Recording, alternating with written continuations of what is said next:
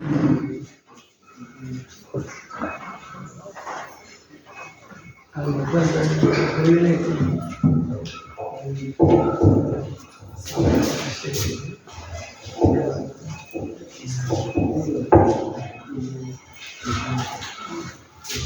श्री गुरु बसवलिंगाय नमः। ओम गुरु ब्रह्मा गुरु विष्णु गुरु देवो महेश्वर गुरु साक्षात्कार ब्रह्म तस्मै श्री गुरुवे नमः। ಇವತ್ತಿನ ದಿನ ಅತಿ ಒಂದು ಮುಖ್ಯವಾದ ಶಿವಾನುಭವ. ಅದು ಶೂನ್ಯ ಪೀಠಾಧ್ಯಕ್ಷರಾದ ಅಲ್ಲಮ ಪ್ರಭುದೇವರ ಬಗ್ಗೆ ಒಂದು ಸ್ಮರಣೋತ್ಸವ ಇದೆ. ಅದರಲ್ಲಿ ಭಾಗವಹಿಸಲಿಕ್ಕೆ ನನಗೆ ಒಂದು ಅವಕಾಶವನ್ನು ಕೊಡಮಾಡಿದಂಥ ನನ್ನ ಪೂಜ್ಯ ಬಸವಾನಂದ ಸ್ವಾಮಿಗಳ ಅಡಿಗಾರರಿಗೆ ಶಿರಸಾಷ್ಟಾಂಗ ನಮಸ್ಕಾರಗಳನ್ನು ಅರ್ಪಿಸುತ್ತಾ ಮತ್ತು ವೇದಿಕೆ ಮೇಲೆ ಇರುವ ಎಲ್ಲ ಗಣ್ಯಮಾನ್ಯರಿಗೂ ನನ್ನ ಶಿರಸಾಷ್ಟಾಂಗ ನಮಸ್ಕಾರಗಳು ಮತ್ತು ನನ್ನೆದುರಿಗೆ ಇರುವಂಥ ತಂದೆ ತಾಯಿಯರಿಗೆ ಎಲ್ಲರಿಗೂ ನನ್ನ ಶಿರಸಾಷ್ಟಾಂಗ ನಮಸ್ಕಾರಗಳನ್ನು ಹೇಳುತ್ತಾ, ನಾನು ಒಬ್ಬ ಕೃಷಿ ವಿಜ್ಞಾನಿಯಾಗಿ ಅಂದರೆ ಒಂದು ಕೃಷಿ ವಿಶ್ವವಿದ್ಯಾಲಯದಲ್ಲಿ ಒಬ್ಬ ಕಡೆ ಅಭಿವೃದ್ಧಿ ವಿಜ್ಞಾನ ಇದೆ. ಆದಾಗ ನನಗೆ 2012ರಲ್ಲಿ ನಾನು ಆ ಟೈಮಲ್ಲಿ ಕೃಷಿ ವಿಶ್ವವಿದ್ಯಾಲಯ ವಿಶೇಷ ಬೀಜ ಅಧಿಕಾರಿಗಳನ್ನ ಆ ವೇಳೆಯಲ್ಲಿ ಈ ನಮ್ಮ ಮುಖಂಡಿ ಅವರ ಲಾ ಕಾಲೇಜ್ ಗ್ರೌಂಡ್ನಲ್ಲಿ ನಮ್ಮ ಪೂಜ್ಯ ಬಸವಾನಂದ ಸ್ವಾಮಿಗಳ ಪ್ರವಚನ ಇರ್ತಿತ್ತು, ಆರೋಗ್ಯ ಮತ್ತು ಆಧ್ಯಾತ್ಮ. ಅದರಿಂದ ನಾನು ಪ್ರೇರಿತನಾಗಿ ಈ ಸ್ಥಳದಲ್ಲಿ ಬಂದು ನಿಲ್ಲಕ್ಕೆ ನನಗೊಂದು ಚೈತನ್ಯ ಕೊಟ್ಟಂತಾಗಿದೆ. ನಿಜವಾಗ್ಲೂ ಈ ಅಪ್ಪವರ ಬಗ್ಗೆ ಹೇಳಿದ್ರೆ ಎಷ್ಟು ಹೇಳಿದ್ರು ಕಡಿಮೆ. ಯಾಕಂದ್ರೆ ಅವರು ಕಣ್ಣು ಕಾಣದಿದ್ದರು ನಮ್ಮನ್ನು ಹೇಗೆ ಗುರುತಿಸ್ತಾರೆ ಅಂದರೆ, ಈಗಾಗಲೇ ಪಂಚಲಿಂಗಪ್ಪ ಅವರು ಹೇಳಿದರು, ಬರೀ ಧ್ವನಿ ಮೇಲೆ ನಮ್ಮನ್ನು ಗ್ರಹಿಸಿ ಓ ಬಂದ್ರಿ. ಒಂದು ಉದಾಹರಣೆ ಕೊಡ್ಬೇಕಾದ್ರೆ ಅವರೇ ಬಂದಾಗ ಪಂಚಲಿಂಗಪ್ಪ ಅವರು ಬರ್ರಿ ಅಂತ ಹೇಳಿ ಕರೆಯುವಂಥವರು ಅವರಿಗೆ ಜ್ಞಾನ ಶಕ್ತಿ ಇದೆ. ಅಂದರೆ ಬರೀ ನಮ್ಮ ಧ್ವನಿ ಮೇಲೆ ಅವರು ಗುರ್ತ ಹಿಡಿಯುವಂಥ ಒಂದು ಅವರಿಗೆ ಶಕ್ತಿ ಇದೆ ಪೂಜ್ಯ ಬಸವಾನಂದ ಸ್ವಾಮಿಗಳಲ್ಲಿ. ಮತ್ತು ಈಗಲೇ ಅವರು 2005ರಿಂದಲೇ ಇಲ್ಲೇನು ಪ್ರಾರಂಭಿಸ್ತಾರಲ್ಲ, ಅತಿ ಮುಖ್ಯವಾಗಿ ಇಲ್ಲಿ ಪ್ರಕೃತಿಯನ್ನು ನೋಡಿದ್ರೆ ಇಲ್ಲಿ ಮೊದಲಕ್ಕೆ ಏನೂ ಇರಲಿಲ್ಲ, ಒಂದು ಗುಡ್ಡ. ಆ ಗುಡ್ಡವನ್ನು ಈಗ ಒಂದು ಕಾಶಿ ಥರ ಒಂದು ಕ್ಷೇತ್ರವನ್ನು ಮಾಡಿದ್ದಾರೆ. ಅಂದರೆ ಎಲ್ಲ ಗಿಡಮರಗಳಿಂದ ಮತ್ತು ಇಲ್ಲಿ ಬಂದು ವಾಸಿಸಿದವರಿಗೆ ಯಾವ ರೋಗಗಳು ಇರುವಂಥ ಒಂದು ಚೈತನ್ಯ ಶಕ್ತಿಯನ್ನು ಕೊಡುವಂಥ ಒಂದು ಪ್ರವೃತ್ತಿ ಅವರಲ್ಲಿದೆ. ನೀವು ಬಂದು ಯಾಕಂದ್ರೆ ಒಂದು ಉದಾಹರಣೆ ಹೇಳ್ತಂದ್ರೆ, ಕೊರೋನಾದಲ್ಲಿ 2018 ಕೊರೋನಾ ಬಂದಾಗ ಎಲ್ಲರೂ ನಾವು ವ್ಯಾಕ್ಸಿನೇಷನ್ ಹಾಕಿಸ್ಕೊಂಡ್ವಿ. ಆದರೆ ಇಲ್ಲಿದ್ದವರು ಒಬ್ಬರು ವ್ಯಾಕ್ಸಿನೇಷನ್ ಹಾಕಿಸ್ಕೊಂಡಿಲ್ಲ. ಅಂದ್ರೆ ಅಷ್ಟೊಂದು ಇಲ್ಲಿ ಒಳ್ಳೆಯ ಪರಿಸರ ಇದೆ. ಈ ಪಂಚಭೂತಗಳ ಬಗ್ಗೆ ಏನು ಗುರುಗಳು ಹೇಳಿದ್ರಲ್ಲ ನಮ್ಮ ಪಂಚಲಿಂಗ ಗುರುಗಳು, ಆ ಥರ ಇಲ್ಲಿ ಒಳ್ಳೆಯ ಪರಿಸರ ಇದೆ. ಆ ಪರಿಸರದ ಉಪಯೋಗವನ್ನು ನಾವೆಲ್ಲರೂ ಪಡೆದುಕೊಳ್ಬೇಕಂತೇಳಿ ನನ್ನ ನಮ್ರ ವಿನಂತಿ. ಯಾಕಂದರೆ ಉಪವಾಸ ಮಾಡೋದ್ರಿಂದ ಸಾಕಷ್ಟು ರೋಗಗಳು ನಿವಾರಣೆ ಆಗ್ತವೆ. ಅದರ ಬಗ್ಗೆ ಚೆನ್ನಾಗಿ ನಮಗೆ ಮನ್ನಣೆ ಮಾಡಿಕೊಡ್ತಾರೆ ಪೂಜ್ಯ ಬಸವಾನಂದ ಸ್ವಾಮಿಗಳು.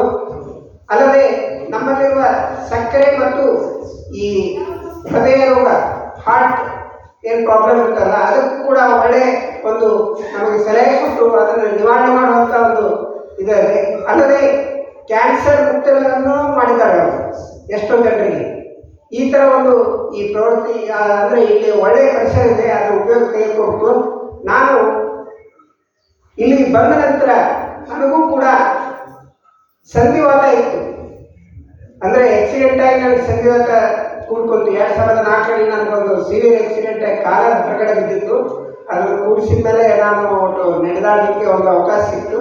ಆದರೆ ಅದರ ಗುಳಿಗೆಗಳ ಸೈಡ್ ಎಫೆಕ್ಟಿಂದ ನನಗೆ ಈ ಸಂಧಿವಾತ ಬಂತು. ಅವಾಗ ಬಂದು ಕೇಳಿದೆ, ಇಲ್ಲ ಬರ್ರಿ ನೀವು ಇಲ್ಲೊಂದು 10 ದಿವಸ ಇರಲಿ ಅಂತ ಹೇಳಿದ್ರು. ನಾನು ಅವಾಗ 10 ದಿವಸ ಇಲ್ಲಿ ಅವರ ಉಪಸ್ಥಿತಿಯಲ್ಲಿ ಉಪವಾಸವನ್ನು ಕೈಕೊಂಡು ಮತ್ತೆ ಮುಂದೆ ಅದನ್ನು ಮುಂದುವರಿಸಿಕೊಂಡು 21 ದಿವಸ ಪೂರ್ಣವಾಗಿ ಉಪವಾಸವನ್ನು ಮನೆಯಲ್ಲಿ ಮುಗಿಸಿದ್ವಿ.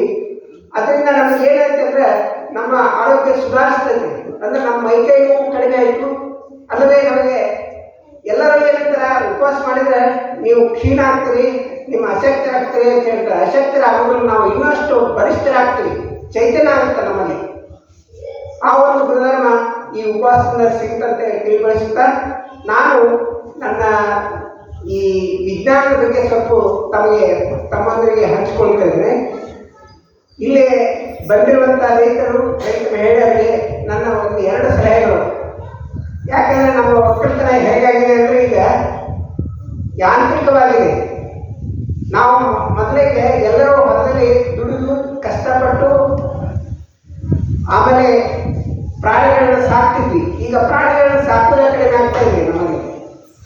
ಯಾಕಂದರೆ ಆಳು ಸುಮ್ಮನೆ ಬಿಡ್ರಿ, ಎಲ್ಲಿದ್ದೀರಿ, ಏನು ಹೇಳ್ತೀರಿ ಅಂತ ಹೇಳೋದು ಭಾವನೆ ಬರ್ತೈತಿ. ಆದ್ದರಿಂದ ಪ್ರತಿಯೊಬ್ಬರು ಮನೆಯಲ್ಲಿ ಒಂದೊಂದು ಹಸು ಕಟ್ಟಬೇಕು. ಆ ಹಸುವಿನ ಸಗಣಿ ಬಹಳ ಶ್ರೇಷ್ಠವಾದದ್ದು. ಈಗಾಗಲೇ ಅವರು ಅಪ್ಪರು ತಾವು ಕಣ್ಣು ಕಾಣದೇ ಇದ್ರೂ ಇಲ್ಲೇ ಗೋಶಾಲೆ ಮಾಡಿದ್ದಾರೆ. 30 ಮೇಲ್ಪಟ್ಟು ಇಲ್ಲೇ ಆಕಳುಗಳು, ಕರುಗಳು. ಅದರಿಂದ ನೈಸರ್ಗಿಕವಾಗಿ ಈ ಗೊಬ್ಬರವನ್ನು ತಯಾರಿಸ್ತಾರೆ. ಆಮೇಲೆ ವರ್ಮಿ ಕಾಂಪೋಸ್ಟ್ ಮಾಡ್ತಾ ಇದ್ದಾರೆ.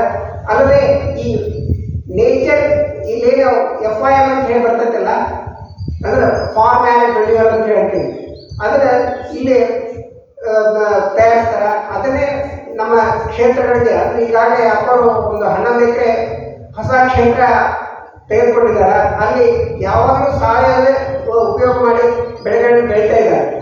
ಅಲ್ಲದೆ ಇಲ್ಲಿ ಬಂದಿರುವಂಥ ಎಲ್ಲ ಮರಗಳು ಈ ಬಯೋಡೈವರ್ಸಿಟಿ ಅಂತ ಹೇಳಿ ಕೂಡ ಒಂದು ಇಲ್ಲಿ ನಿರ್ಮಿಸಿದ್ದೇವೆ. ಈ ಬಯೋಡೈವರ್ಸಿಟಿ ಅಂದರೆ ಏನಂದರೆ ಈ ಗಂಜಲಗಳು ಏನಿರ್ತಾವಲ್ಲ ಎಲ್ಲ ಅದಕ್ಕೆ ಹಾಕೋದು. ಆ ಗಂಜಲದಿಂದ ಬರುವಂಥ ನೀರಾಗಲಿ ಅದು ಶ್ರೇಷ್ಠವಾದ ಗೊಬ್ಬರದಂಥ ನೀರು. ಈ ಥರ ಒಂದು ಪ್ರವೃತ್ತಿ ಇರುತ್ತೆ. ಅದನ್ನು ಬಯೋಡೈವರ್ಸಿಟಿ ನಮ್ಮ ಮಿತ್ರರಾದ ಡಾಕ್ಟರ್ ಆರ್ ಕೆ ಪಾಟೀಲ್ ಸಹಾಯದಿಂದ ಇಲ್ಲಿ ನಿರ್ಮಿಸಿದ್ದೇವೆ. ಅದು ಬಹಳ ಉಪಯುಕ್ತದೆ. ಇವಾಗ ಸತ್ತ ಪ್ರಾಣಿಗಳನ್ನು ಕೂಡ ನೀವು ಹಾಕಿದಾಗ ಅದು ಚೆನ್ನಾಗಿ ಗೊಬ್ಬರ ಆಗುತ್ತೆ. ಅದು ವಾಸನೆ ಬರ್ತೈತೆ ಅಂತ ಹೇಳಿ ನೀವು ಆಶ್ಚರ್ಯ ಮಾಡಬೇಡಿ, ಅದು ಕೂಡ ಉಪಯೋಗ ಆಗುತ್ತೆ. ಈ ಥರ ನಾವು ಪರಿಸರದಲ್ಲಿರುವಂಥ ಎಲ್ಲ ಸಾಮಗ್ರಿಗಳನ್ನು ಉಪಯೋಗಿಸಿಕೊಂಡು ನಾವು ನಮ್ಮ ಕೃಷಿಯನ್ನು ಮುಂದುವರಿಸಬೇಕು. ಆಮೇಲೆ ಕೃಷಿಯನ್ನು ಮಾಡುವ ಹೊತ್ತಿನಾಗ ನನ್ನ ತಂದೆಯವರು 107 ವರ್ಷ ಬದುಕಿದ್ರು. ಅವರೊಬ್ಬ ಸ್ವಾತಂತ್ರ್ಯ ಯೋಧರು.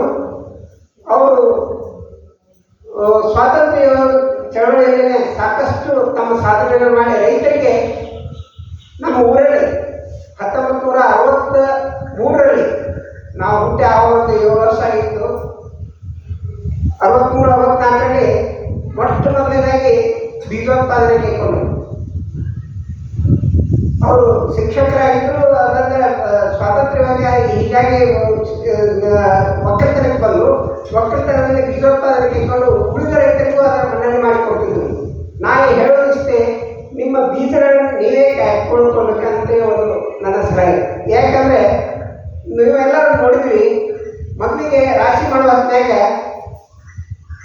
ಕಣದಲ್ಲಿ ನಾವು ತೆನೆಗಳನ್ನು ಕೂಡಿ ಹಾಕ್ತೀವಿ. ಆ ತೆನೆಗಳಲ್ಲಿ ದೊಡ್ಡ ದೊಡ್ಡ ದುಂಡು ತೆನೆಗಳನ್ನು ಆಯ್ಕೆ ಮಾಡಿಕೊಂಡು ಆ ಬೀಜ ಸಪ್ರೇಟ್ ಮಾಡಿ ಅದಕ್ಕೆ ರಾಶಿ ಮಾಡಿ ಅದರ ಬೀಜ ನಾವು ಮುಂದಿನ ವರ್ಷಕ್ಕೆ ಉಪಯೋಗಿಸ್ತೀವಿ. ಆ ಥರ ಅದು ಈಗ ತಪ್ತಾ ಇದೆ ನಮ್ಮ ಜನರಲ್ಲಿ. ಅದನ್ನು ನಾವು ಮುಂದುವರಿಸಬೇಕಂತ ಹೇಳಿ ನನ್ನ ಒಂದು ಕಳಕಳಿ ವಿನಂತಿ. ಯಾಕಂದರೆ ಈ ಬೀಜೋತ್ಪಾದನೆ ಹೇಗಿದೆ ಅಂದರೆ ನಮ್ಮ ಕೃಷಿ ವಿಶ್ವವಿದ್ಯಾಲಯದಲ್ಲಿ 4 ಭಾಗಗಳನ್ನು ಮಾಡ್ತೀವಿ ನಾವು. ಮೊದಲನೇದಾಗಿ ಮೂಲ ಬೀಜ ಅಂದರೆ ನ್ಯೂಕ್ಲಿಯಸ್ ಸೀಡ್ ಅಂತ ಹೇಳ್ತೀವಿ. ಎರಡನೇದು ಬ್ರೀಡರ್ ಸೀಡ್ ಅಂತ ಹೇಳ್ತೀವಿ. ಅಂದರೆ ತಳಿ ಅಭಿವೃದ್ಧಿಪಡಿಸಿದ್ದು, ಅಂದರೆ ನಮ್ಮಂಥ ತಳಿ ವಿಜ್ಞಾನಿಗಳು ಅದನ್ನು ಆಯ್ಕೆ ಮಾಡಿ ಅದನ್ನು ಸೆಲೆಕ್ಷನ್ ಮಾಡಿಕೊಂಡು ಅದನ್ನು ಆಯ್ಕೆ ಮಾಡಿ ಜನರಿಗೆ ಸಿಗುವಂಗ ಮಾಡ್ತಿರ್ತೀವಿ. ತದನಂತರ ಫೌಂಡೇಶನ್ ಸೀಡ್ ಅಂತ ಹೇಳಬರ್ತದೆ. ಆ ಫೌಂಡೇಶನ್ ಸೀಡಿಂದ ನೆಕ್ಸ್ಟ್ ಸರ್ಟಿಫೈಡ್ ಸೀಡ್ ಅಂತ ಹೇಳ್ತೈತಿ, ಪ್ರಮಾಣೀಕೃತ ಬೀಜ. ಈ ಥರ ಮೂಲ ಬೀಜ, ಪ್ರಮಾಣೀಕೃತ ಬೀಜ, ಈ ಥರ ಒಂದು ಬೀಜೋತ್ಪಾದನೆ ಪ್ರಯೋಗ ಇರ್ತೈತಿ. ಅದರಿಂದ ನಾವು ಬೀಜೋತ್ಪಾದನೆ ಮಾಡಿ ಜನರಿಗೆ ಹೆಚ್ಚು ರೈತರಿಗೆ ಸಿಗಲಿ ಅಂತ ಹೇಳಿ ಕೃಷಿ ವಿಶ್ವದಲ್ಲಿ ನಾವು ಹಮ್ಮಿಕೊಂಡಿರ್ತೀವಿ. ಆದರೆ ನಮ್ಮ ರೈತರು ಅವನ್ನೆಲ್ಲ ಒಮ್ಮೊಮ್ಮೆ ರೇಟ್ ಹೆಚ್ಚಾಗಿ ಬಿಟ್ಟರೆ ಎಲ್ಲಿ ಕೊಂಡ್ಕೊಂಡು ಮಾಡ್ಬೋದು ಅಂತೇಳಿ ಇದನ್ನ ಉಪಯೋಗಿಸ್ತಿರ್ತಾರೆ. ಆದರೆ ದಯವಿಟ್ಟು ಆ ಥರ ಮಾಡಬೇಡಿ. ಏನು ಮಾಡ್ಬೇಕಂದ್ರೆ ನಾ ಈಗಾಗಲೇ ಹೇಳಿದಾಗೆ ಈಗ ಜೋಳದಾಗ ದುಡ್ಡಲ್ಲಿ ಹೇಗೆ ಕಟ್ಟಿ ಹಿಡ್ತೀರೋ ಅದೇ ಥರ ನೀವು ಹೊರಗಡೆ ಅಡ್ಡಾಡುವಂತಾಗ ಈಗ ನಮ್ಮ ದ್ವಿದಳ ಧಾನ್ಯಗಳು ಯಾವ್ಯಾವ ಇವತ್ತು ಹೆಸರು, ಕಡ್ಲಿ, ತೊಗರಿ ಇಂಥ ನಾವು ಹೊರದಾಗ ಅಡ್ಡಾಡುವಂತೆ ಹೆಚ್ಚು ಕಾಯಿಯ ಗಿಡಗಳನ್ನು ಆಯ್ಕೆ ಮಾಡಿಕೊಂಡು ಅವನ್ನ ಸಪರೇಟಾಗಿ ನಾವು ಹಾರ್ವೆಸ್ಟ್ ಮಾಡಿ ಅಂದರೆ ಒಕ್ಕಣೆ ಮಾಡಿ ಅದ್ರ ಬೀಜ ಕಾಯ್ಕೊಳ್ಬೇಕು ಅಂತ ಹೇಳಿ ತಿಳಿವಹಿಸ್ತೇನೆ. ಇಲ್ಲಿವರೆಗೆ ನನಗೆ ಮಾತಾಡಲಿಕ್ಕೆ ಅವಕಾಶ ಕೊಟ್ಟದಕ್ಕೆ ತುಂಬ ಧನ್ಯವಾದಗಳು. ನಾನು ಅಂತ ಆಧ್ಯಾತ್ಮಿಕ ಜೀವಿ ಅಲ್ಲ. ಯಾಕಂದರೆ ಈಗಾಗಲೇ 3 ಜನ ಮಾತಾಡಿದ್ದಾರೆ. ಆಧ್ಯಾತ್ಮದ ಬಗ್ಗೆ ಸಾಕಷ್ಟು ತಿಳುವಳಿಕೆಯನ್ನು ಕೊಟ್ಟಿದ್ದಾರೆ.